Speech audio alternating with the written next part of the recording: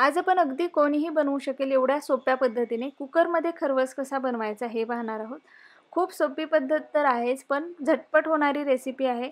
खायला खूप जास्त टेस्टी लागणारी आहे आणि भरपूर यामध्ये टिप्स आहेत, तर व्हिडिओ शेवटपर्यंत नक्की पहा। आवडला तर लाईक आणि चॅनलला सबस्क्राईब करायलाही विसरू नका।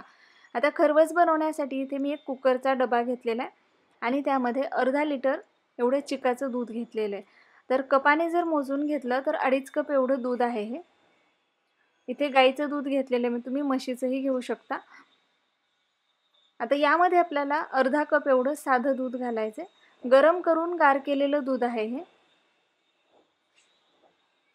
आणि यासोबतच आपल्याला यामध्ये 1 कप एवढा गूळ घालायचा आहे। तर गोडाचं जे प्रमाण आहे तुम्ही आवडीनुसार कमी जास्तही करू शकता। यासोबतच यामध्ये वेलची आणि जायफळची पूड घातलेली। आता हे सगळं आपल्याला व्यवस्थित मिक्स करून घ्यायचे। जो आपण यामध्ये गूळ घातलेला आहे तो या दुधामध्ये व्यवस्थित विरघळायला हवा। त्यासाठी गूळ घेताना शक्यतो बारीक चिरून घ्यायचा, म्हणजे तो पटकन यामध्ये विरघळतो। आता हे व्यवस्थित मी मिक्स करून घेतलेले बघू शकता, गूळ यातला पूर्णपणे विरघळलेला आहे। आता हा जो कुकरचा डबा आहे तो आपण कुकरमध्ये ठेवूयात। तर त्यासाठी कुकर घेतलेले, कुकरच्या बेसला साधारण 1 इंचभर एवढं आपल्याला पाणी घ्यायचे। एक स्टँड ठेवायचं त्यामध्ये आणि त्यामध्ये आपला जो डबा आहे तो ठेवायचा। हवं तर तुम्ही या डब्यावर झाकणही ठेवू शकता। आता कुकरचं झाकण लावायचं आपल्याला। कुकरची शिट्टी काढायची आणि त्याची जी रिंग असते तीही काढायची आपल्याला।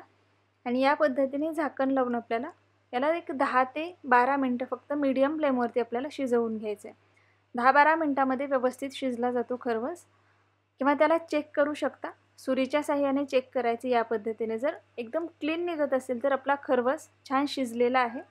आता याला गार होऊ द्यायचं आणि गार झाल्यानंतर या पद्धतीने आपल्याला याच्या वड्या पाडून घ्यायच्यात। तर बघू शकता खूप मस्त अशा आपल्या वड्या पडतात। खरवस जर व्यवस्थित शिजला असेल तरच त्याच्या वड्या चांगल्या पडतात। बघू शकता खूप मस्त आपल्या वड्या इथे मी पाडून घेतलेल्या आहेत। आपण काढूयात। तर अजिबात हे डब्यालाही चिटकत नाहीये, मस्त वड्या आपल्या निघतात आणि मस्त झालेल्या आहेत। छान जाळीदार असा आपला खरवस तयार झालेला आहे। तर पाहू शकता तुम्ही खूप छान झालेला आहे। जसं आपल्याला विकत मिळतो त्या पद्धतीचा हा खरवस तयार झालेला आहे। तर हा जर तुम्ही फ्रीजमध्ये ठेवला, थोडा वेळ थंड करून घेतला तर आणखी जास्त टेस्टी लागतो। तर इथे या पद्धतीने मस्त असा आपला खरवस आता तयार झाला आहे। नक्की करून पहा व्हिडिओ। जर तुम्हाला आवडला असेल तर व्हिडिओला लाईक, शेअर आणि चॅनलला सबस्क्राईब करायला विसरू नका। आणि सगळ्यात महत्त्वाचं म्हणजे तुमच्या कमेंट्स नक्की कळवा।